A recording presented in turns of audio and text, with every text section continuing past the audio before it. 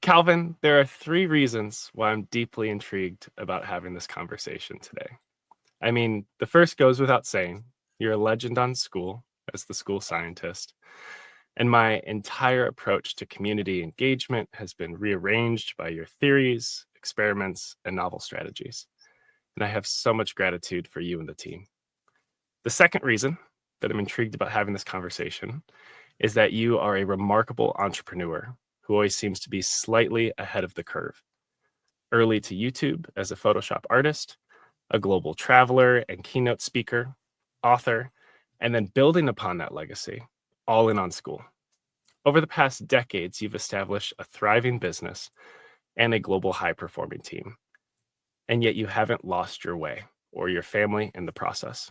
So the third reason, and probably the most important reason, that I'm humbled to have this conversation today is that you're a present father, a devoted husband, and a Call of Duty champion. You've created... I'm glad you like that one. You've created high leverage on your time, enabling you to focus on what's most essential in life. And in many ways, you've given me hope that I can build the life I desire and that I can find my next. So with all that context, the stage is yours. Calvin Hollywood, welcome to Sunday Sips. Whoa, what an intro. You are a great guy. You are a great guy. I mean, this is so nice. Yeah, of course. I'm very glad you asked me to do something with you. And I hope one day we will not play Call of Duty together, but one day we will sit on a table to talk about life, about everything. And of course, to eat a cheesecake together. Yeah. Yes, absolutely. I'll bring some. Excellent. But yeah, it's such a privilege to have you, Calvin. I won't even start with questions. You go without needing an introduction, even though I put one together. But I guess for anyone who has no idea who you are, if you could share the essence of who you are, like what is or who is Calvin Hollywood? And then we'll just improvise through it. But yes, very excited to actually meet in person. I know it'll happen. It's only a matter of time. Yeah. This is also every time my biggest challenge to let people know what I'm doing, because at the moment I help other people to build communities on school. I was a Photoshop artist. I mean, you mentioned it. So it's always hard to explain.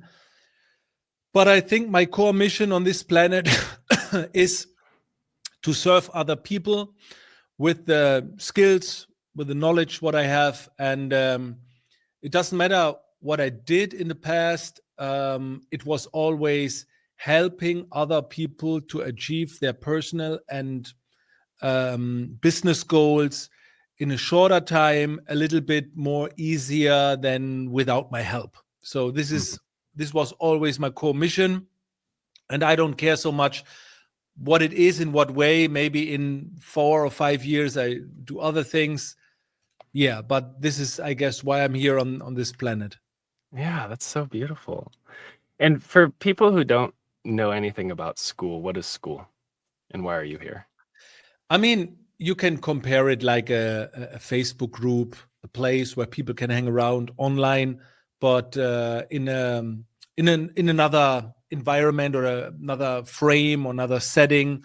So it's a place where you can meet online, share knowledge, write with each other. The good old forum days. It's not about likes so much.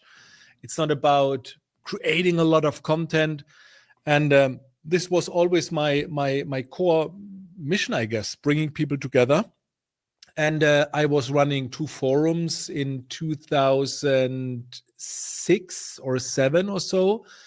So long time ago, long time before I jumped on social media, and now I do it again on a different platform. Yeah, I mean, 15 years later. Yeah, that's crazy. Yeah, I was gonna say you were running forums when I was 14 years old, so I'd just discovered the internet as a kid. Yeah, like the dial-up days. Oh, that's wonderful. So, I guess tell me a bit about family. Let's start there. Tell me about your family, who's in it, yes. how you've built it over time, why it's so important to you, because you live it out online as a value. Yeah, so I started. I jumped into the military when in the year 2000, so 25 years ago, and then I made the decision to be there for the next 12 years. So soldier on time, we call it in Germany, and it was 2005. I met my wife. So I was 5 years in the army. I had no plans to build a business or something like this. And 2005, when I met my wife, I just started to building not a business, but a passion about photography, retouching beside the business. Then I met my wife. We came together. And in 2006, I knew, okay, I guess I like to do this after my time in the military. So end of 2011. I like to do some photography, Photoshop. And 2006, my kids were born. So everything happened really fast with my wife. And we get married in 2006. And I recorded a video message in 2006. The video is still on YouTube, where I'm sitting down in a uniform. My kids were 6 months old. And I said, hey, kids, when you see this video in many years, I will be successful. Now I'm a soldier just with a dream. But when you see this video, I make a lot of money, blah, blah, blah. And 2006, I made the decision. I have 2 kids, boy and girl, twins. And from 2006 to 2011, I built a business beside my main job as a soldier in the basic boot camp with 2 kids, 6 months old. So, and then I left the army 2011, and my business, what I did beside, was at this point around 95,000 a year. So this was my income. So still a very good income. Yeah, and with this income, I started then into the full-time job. Yes. Mm-hmm. And did monetization happen during that? Were you doing YouTube? Manifestation? Sorry, monetization. Like, did you get monetization monetization on YouTube for revenue, or was it working with clients for high-ticket photography? No, my first clients was 50 euro, nothing. So my first money, what I made was a video CD. Back in the days, there was CDs, DVDs. Mm-hmm. Yep. And I was the first one in Germany who did it without a company. Back in the days, you can find it in bookstores, the DVDs.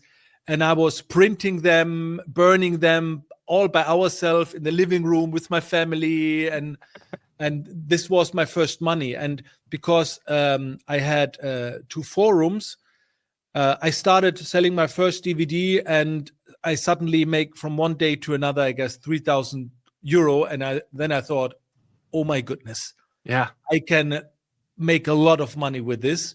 But that was on a time, remember, 2006. Mm-hmm. YouTube was started 2005. Nobody was on YouTube or back in the days.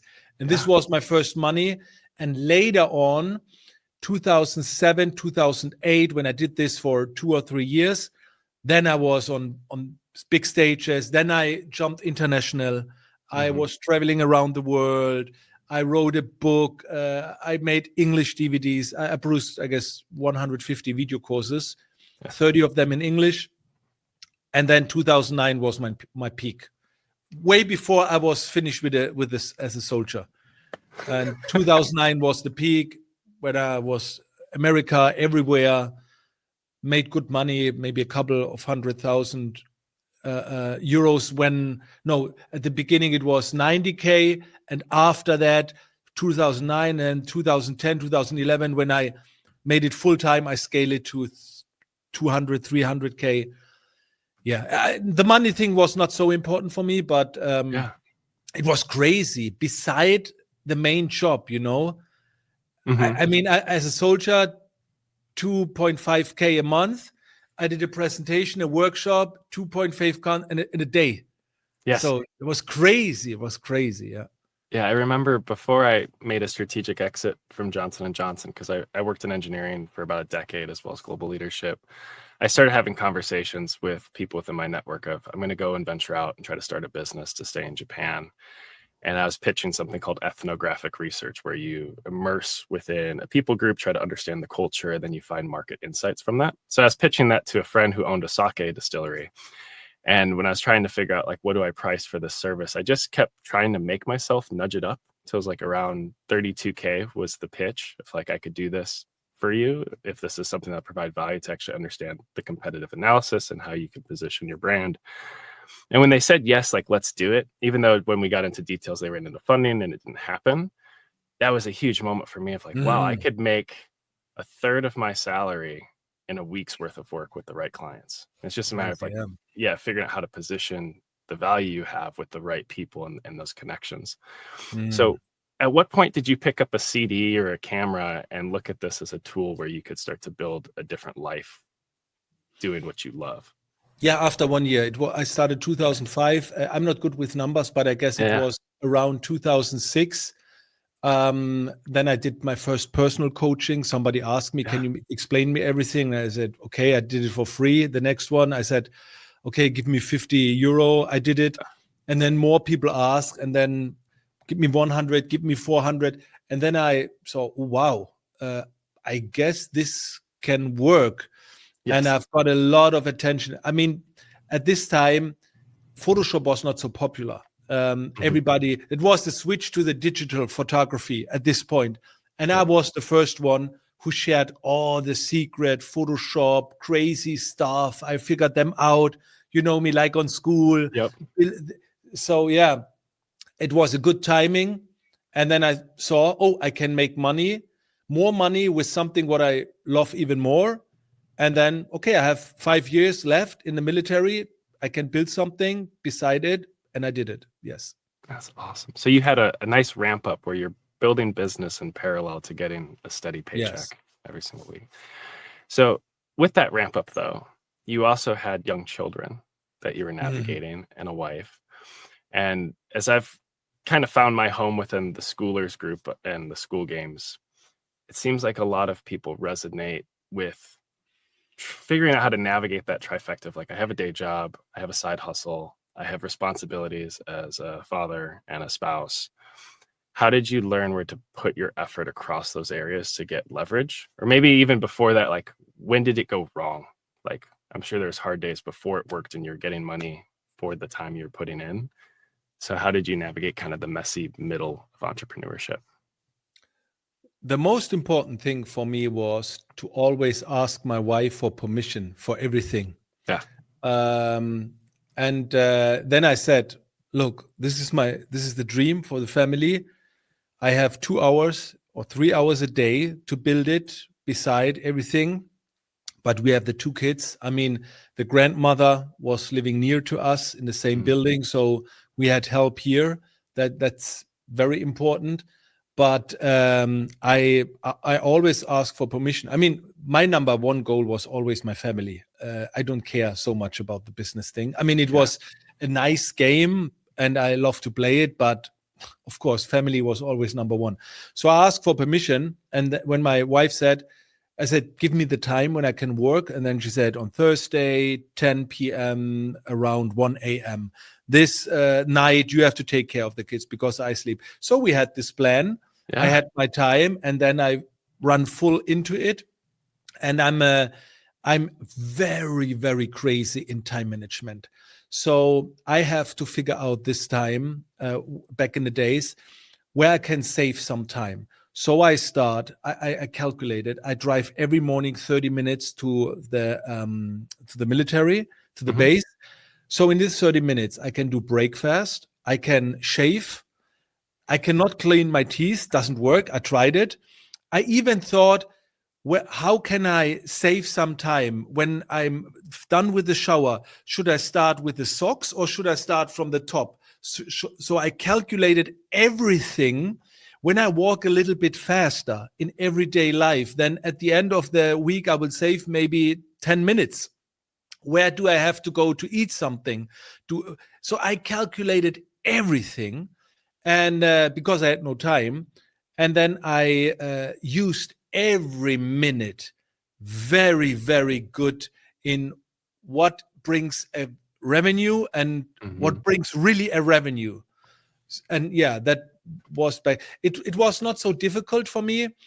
I was the perfect human being for being burnout, but because I had my job at the military, because I was so often in the woods, in the forest for 5 days, power, not sleeping, I was not even close to a burnout because I was so in shape and the nature and everything. It was kind of sport. But if I would have had a office job, ooh, that would be because everyday office, then at the evening office, I guess my brain will be. But luckily, in the military, we were on tour, not sleeping, and blah blah blah. Yeah, but I had very often sleepless nights. I mean, Yeah. when I could sleep sometimes 4 hours without waking up, that was a dream. That was a dream. And I was the guy when in the military, when people ask this, you have to special kind of jobs in the military where you have to be awake at night. Nobody like to do these jobs because you can only sleep 5 hours, but straight. And I was always like, I do it. Yeah. Do you recognize like how peculiar that is though? There are so many people that are just utterly lost in distraction and just burning time in all these different pockets. I Yeah. do time blocking as well. So I break my life into 15-minute increments. It seems like you went even deeper if you're calculating like top versus bottom after the shower. Everything. Like for me, one of the ones that I found with school is my kids have struggled going to bed recently just because we've moved so many times internationally. So I have to sit in the room longer and longer. And it used to be a trigger of like, why won't they go to bed? And I'm scrolling on TikTok or wasting time. And I started to realize I could just sit in the room with the lights off and give them presents, whether it's 20 minutes or 50 minutes that they need. And I'm just DMing on school. Like that's all it is like all of my engagement happens during the night. And then once they're asleep but not fully out, sometimes I'll even do some like dark looms of just chatting with a couple people to nurture those relationships and give my kids what they need. And there's so much more we could squeeze out of our lives than people really recognize. So how have you continued to do that? Because now you're in a season where you have the ability to not need to work, kind of, if you had to, right? Like you have multiple businesses, but your engagement on school is so high. Like anytime I message you, I get a response, which is wild because you've built this team. So I'm just curious, like, do you still have that same level of intensity with how you carve out your day, or have you opened up? You've opened up a bit. So tell us more about that. Absolutely different right now. I work 2 or 3 hours a day. I mean, I split my day in must work and can work. Maybe the translation is not so good. Yeah. So things I have to do and things I can do. Mm-hmm. So I'm done with my must work around 10, 11 a.m. And everything else is just being there, do what I want, or a little bit planning. I love to learn. I mean, and this helped me a lot when I was in the military, when I do not have the time. I thought the best thing when I do not know what I can do with my time, the best thing what I can do is reading or hearing. I mean, every knowledge what I can get, nobody can steal it off me because it's in my head. And so I learned a lot.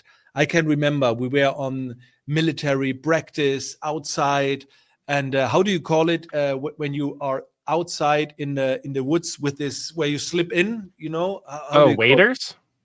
Yeah, like for you water? sleep in. Yeah, Oh, you a sleeping bag. Yeah, sleeping bag. This one. Yeah. And I was in my shelter outside, sleeping bag, and then a light, and then I was reading books.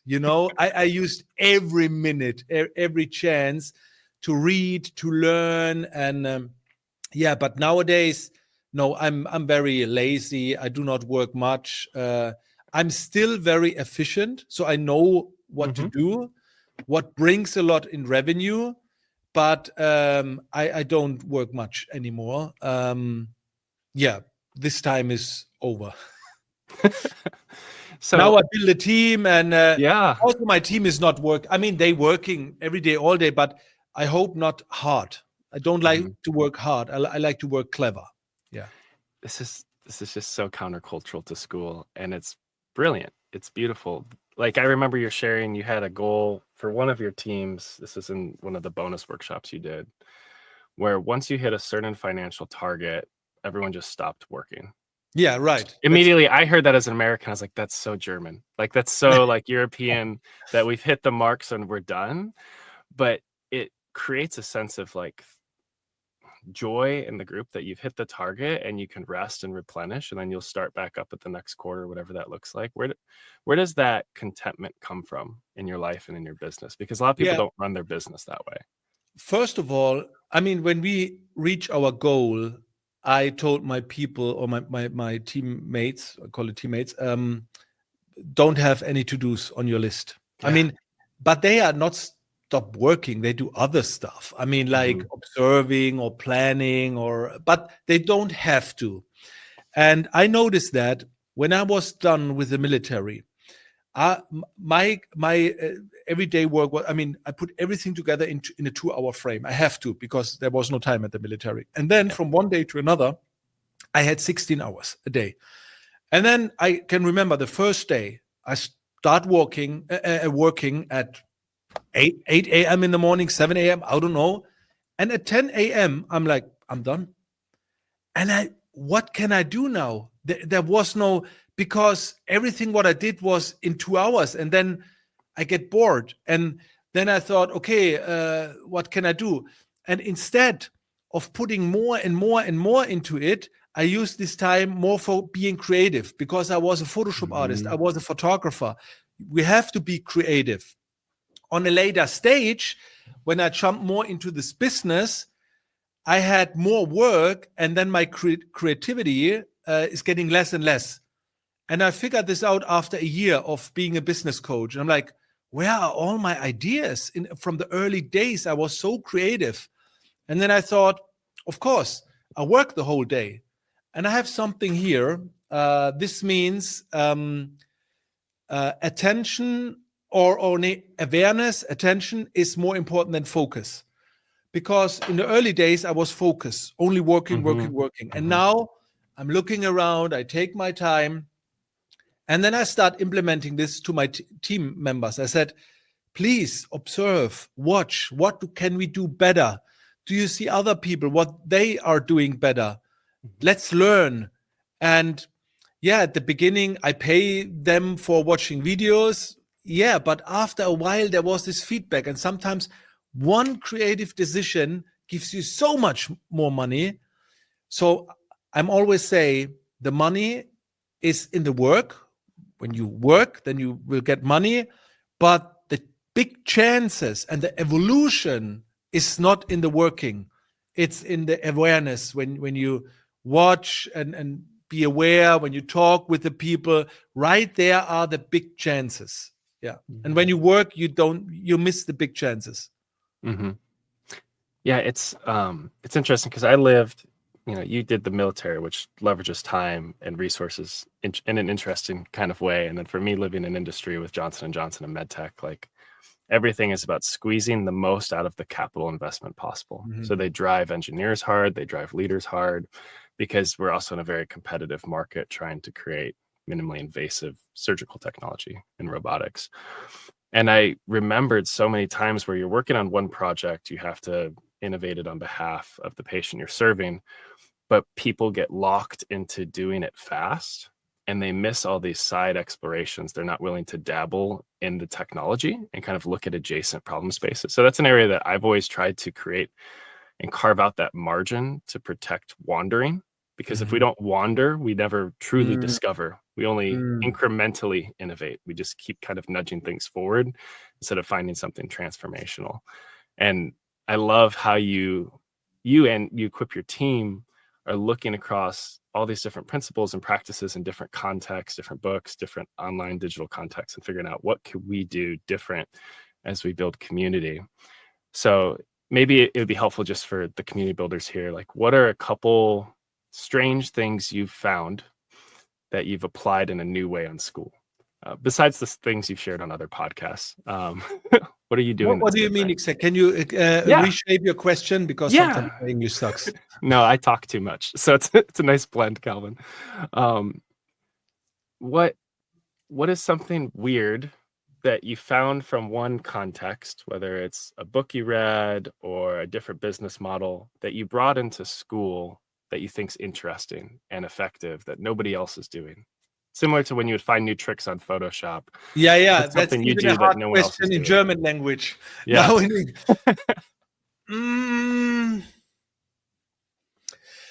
I study a lot. So, I mean, what I did way before I was on school, because also of the military, I studied humans, reading people, Mhm. psychological things, and I went deep in it. I mean, very deep. Not just the books of Robert Greene, what are very popular in this human behavior things, way deeper. And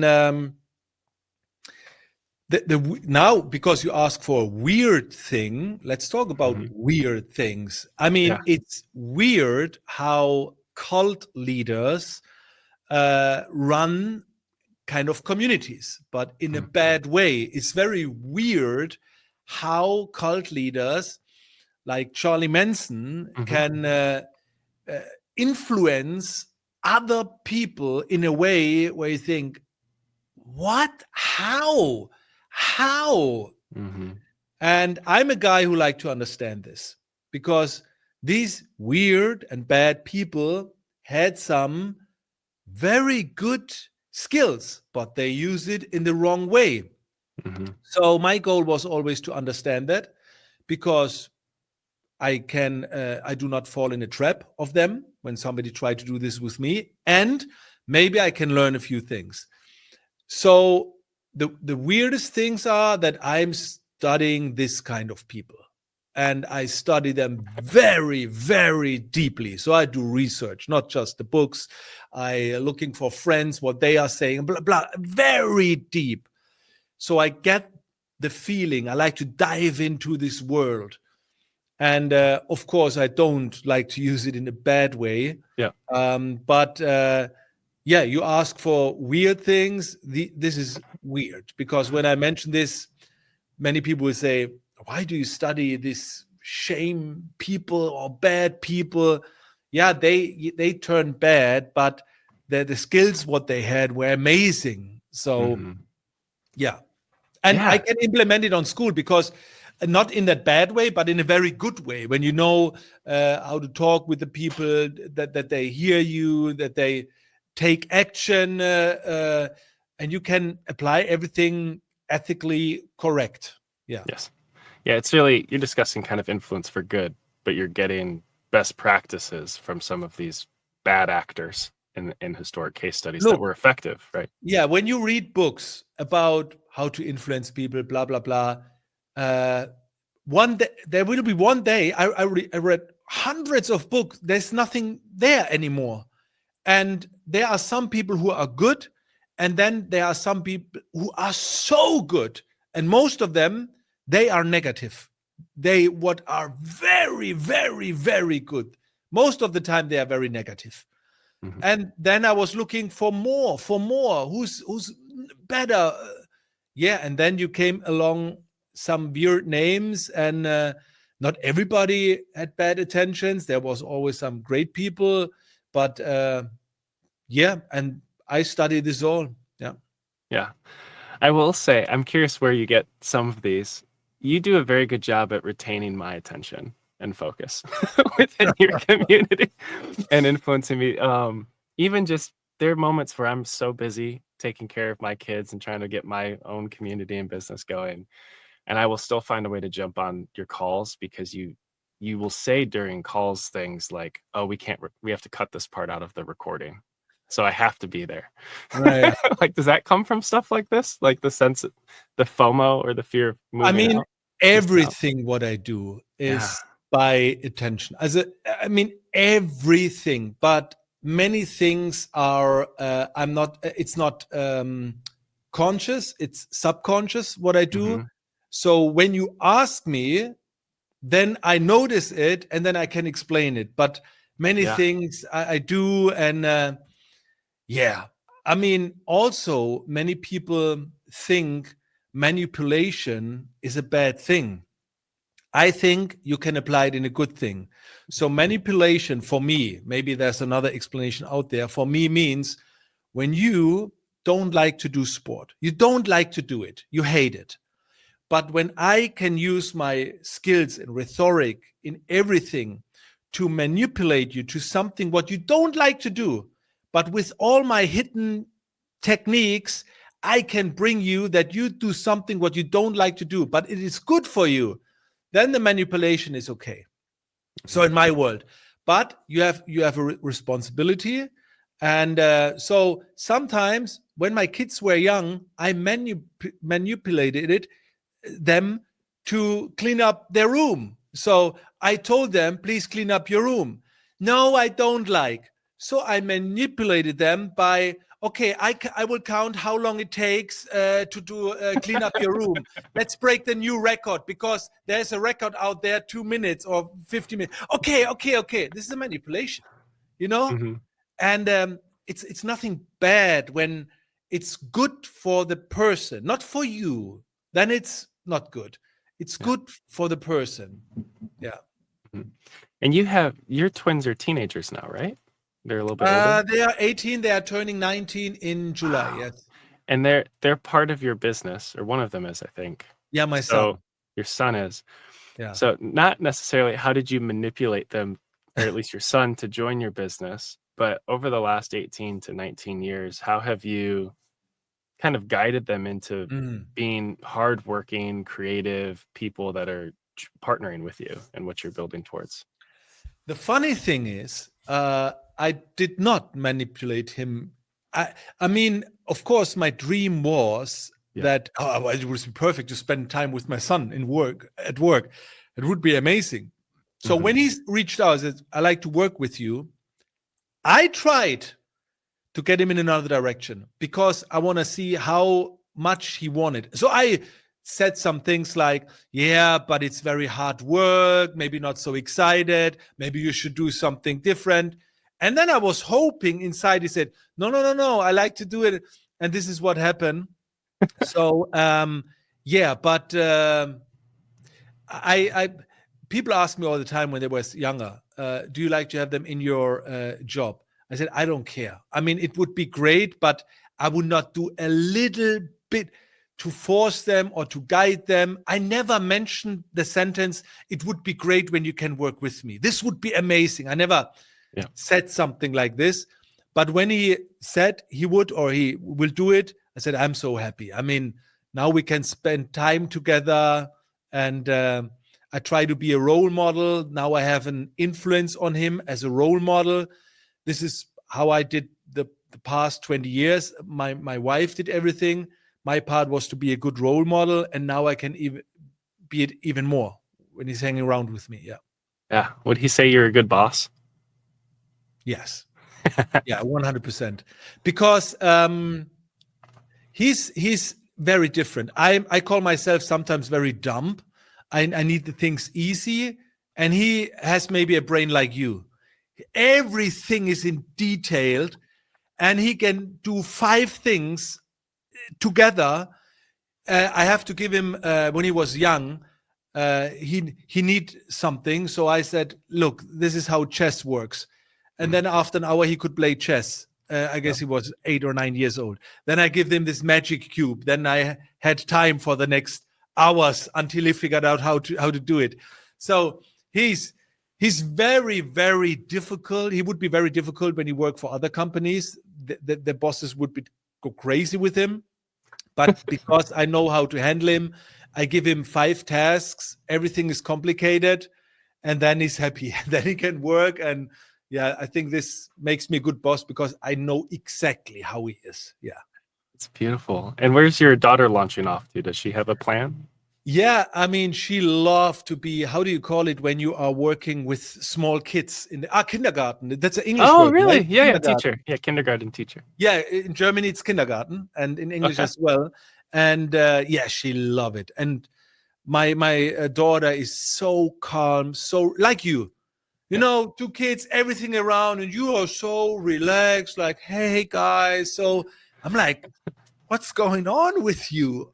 And yeah, so perfect to work with a lot of young kids. Yeah. Mm, so awesome.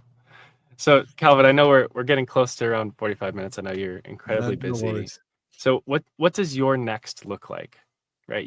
You've mastered all these different contexts across photography, YouTube, keynote speaking, now all in on community and school. You're at the top of the board in many capacities, and people are kind of seeking you out as a key person of influence. Where do you want to go beyond that, or where do you want to take your team and family? This sounds a little bit crazy, but I don't care what I want. Okay. I mean, that was 2 years ago. Mm-hmm. Then something happened where I think I don't care. I'm happy. I can. So other people are deciding what is my next move, and I don't know. I mean, at the moment, it's the community game. Um, who knows? In a couple of years, maybe people are asking for other things, and then I will serve there. When my wife or my family want to go in this direction, another one, I do it. So I don't know. At the moment, I love this community game. We just started. Mm-hmm. But when you ask me in 5 years, with this evolution of everything, I mean, I will always be a community guy, bringing people together and serving and helping. But I don't know. Other people are choosing what my next business is. And if it's school at the moment, I stay here for a long time. And when people like to get my service in another thing and I can do it, I'm able to do it, I will do it. Yeah. That openness is really uncommon for a lot of people. I think a lot of the individuals I'm working with, they have kind of this clear idea of where they want to go, and there's so much striving towards get to that next. I mean, I've had the same challenge as well, and I found that once you start to open up a little bit to possibilities, that you can follow the path that's kind of laid out to you a little bit. So you seem to live that really well, even though at the same time everything you do seems intentional. So there's a dissonance there, because you seem very methodical in why you do what you do. Yeah. Yet there's such an openness. So where does that come from? I don't know. I mean, when I met my wife, I live in an Asian culture. Mm-hmm. So my wife is from Germany, but both parents are from Laos. And yeah, the last 20 years, I do not have many German friends. All of the people around me are Asians. And so it's very much in the moment, very humble, be thankful all the time. And yeah, I'm very thankful that I'm in this world, because otherwise I would be maybe a crazy entrepreneur with big cars. And yeah, so I try to live in the moment, but the way is my goal. I like to enjoy every day. And of course, I have to plan a little bit because I have 11 people in my team. So I plan at least for a year. But yeah, again, everybody in my team knows this. The business is just a game. It's a nice game, but it's a game.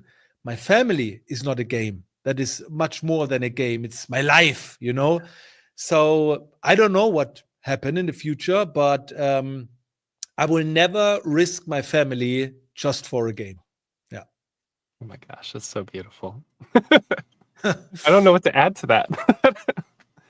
Because for me, like my family has borne or bared many of the risks associated with entrepreneurship, because when I exited J&J, we didn't have a job. I jumped into entrepreneurship full time in a foreign country because we're in Tokyo. I started a business, failed at that, started a community on school, failed at that.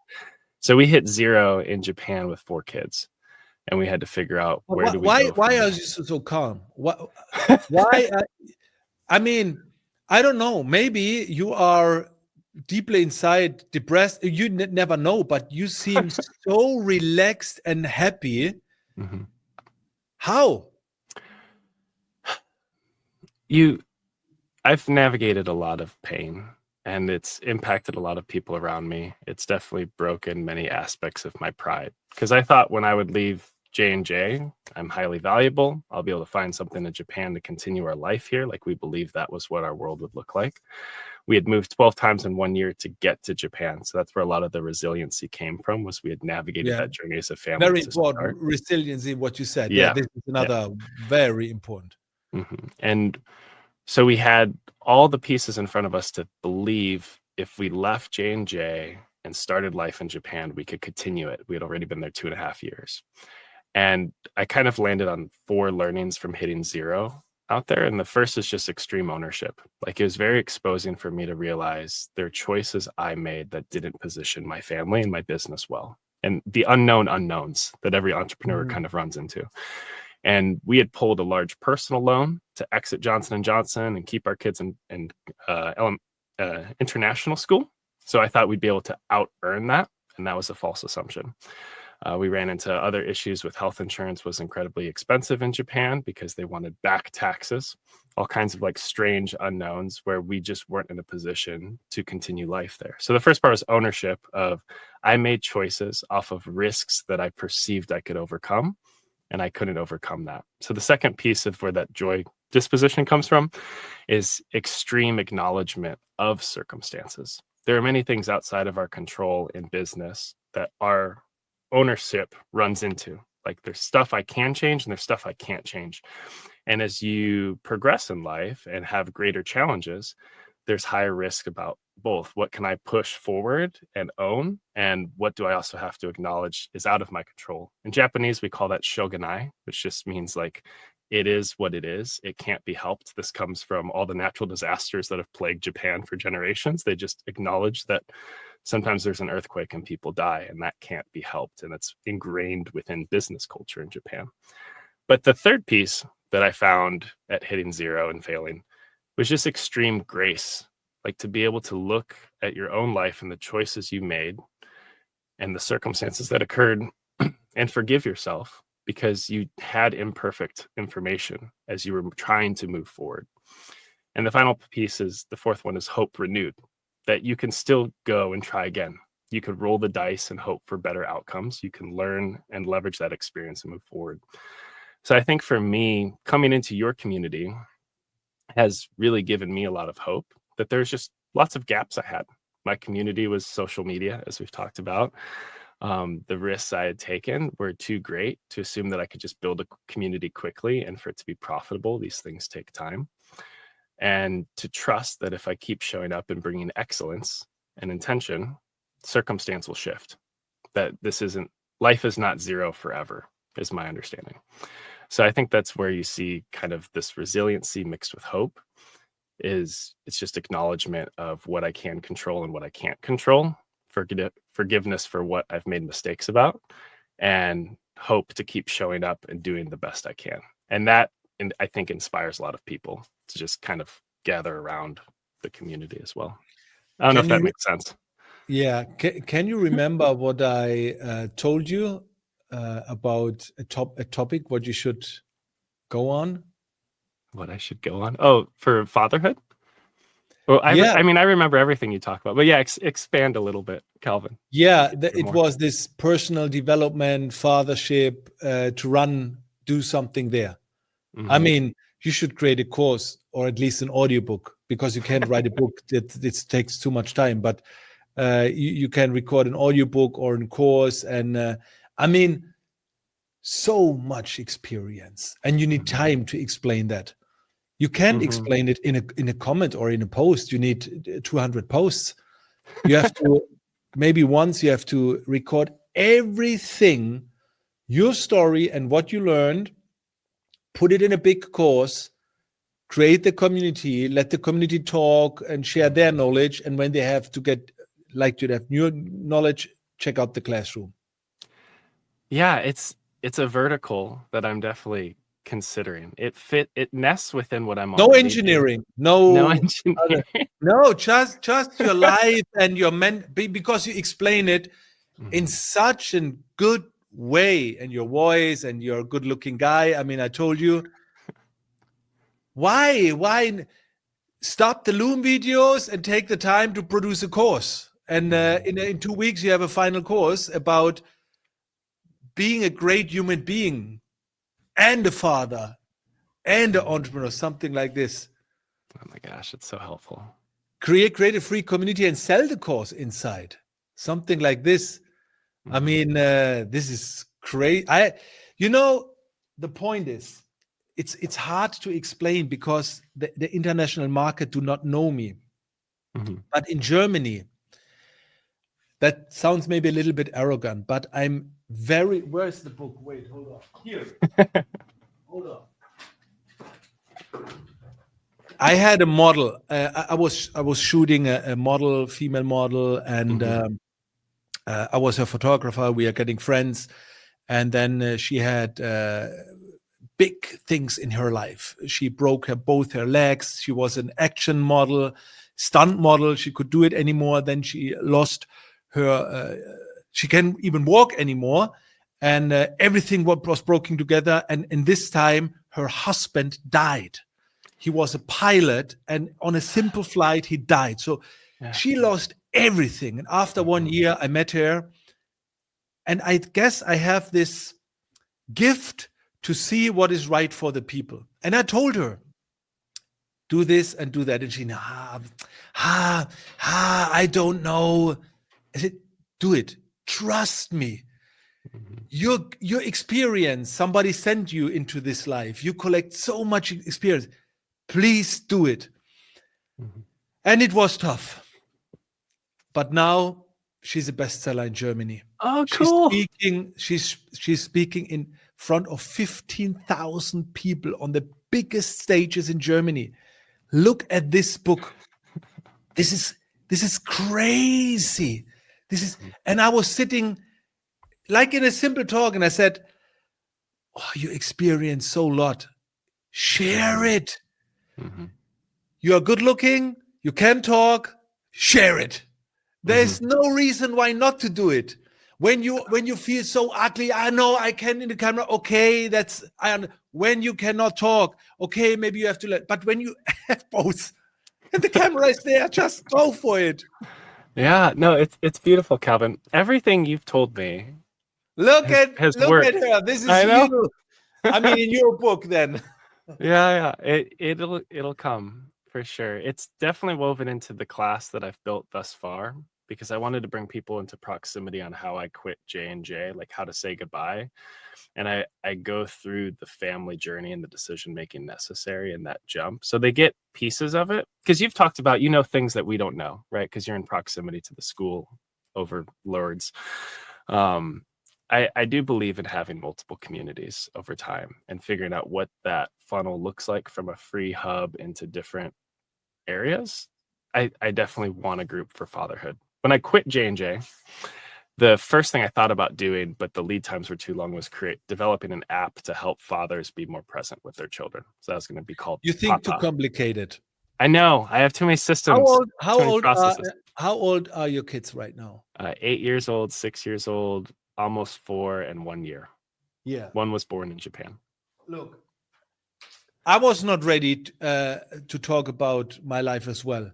And then I thought, when your kids are, let's say they are turning 14, they can read other people's books or your book.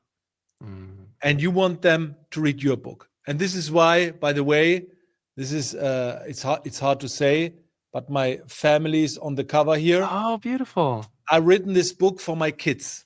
And I said, this is everything what I learned in life.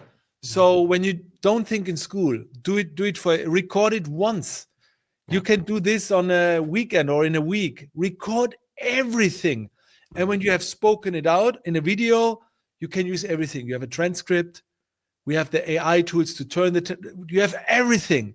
Yeah. But we don't like to imagine this. But when something happened, it would be great to have all your thoughts, then you can say the experience was worth it, because here it is, here in this book. And I mean, I like to know, Japan, how does it feel to travel, to go back, and then so much, explain it. Yeah. I got to get to work. You always give me homework. Yeah, this is a lot of work. I would do it. I mean, just record everything, bring it in a shape. Don't go too much into the details, like how your work was. Each step are the chapters of your life, and explain it, and what was the learning of it, and wow. So you would go more autobiographical as opposed to principles for No, application, or a mix? no, this autobiographical style is more for people, I would say, you have to be famous or so. Yeah. I mean, if it's just for your kids, it can be autobiographical, but I try to write my book in a way that everybody can participate as a good reader, or everybody can learn. So I used my experiences, like you said, yeah, we were traveling to Japan, and then I mentioned it in a few lines, and then what was the general, what I learned there. Yeah. Like you said, yeah, an earthquake. So some metaphors, but always talk in learnings. What was the experience? And you can bring it very good. I mean, you can trend. You are a good storyteller. Yeah. So. It means a lot. It means the world, Calvin. That's going to be in my VSL someday. Calvin thinks I can tell good stories. It's like one of your clips of Sam. Awesome. Well, do you have any lingering thoughts that you want people to sip on or think about as they go off into their day? The what? What do I have? Sorry. Do you have any lingering thoughts, any final thoughts that you want people to sip on or think about as they go off into their day? In Germany, I always say that there's a slogan, es geht immer die anderen. What is the English word? Everything what you... Es geht immer... Let me use the translation tool for a second. Take your time. It's worth it. Yeah, because I don't know... es geht immer die anderen. What is that? It's always about others. Yeah, it doesn't matter what you do, it's always about others. This is my standard slogan, what I do in Germany. Everything what I do, I mean, now I'm in a certain stage, I don't do it for me anymore. In the younger days, do everything for you, yes, but when you have kids and more, it's always about the others. And the others, the people are what you love the most, and then for the rest, yes. So beautiful. Calvin Hollywood, thank you so much. 本当にありがとうございました. Thank you. Thank you.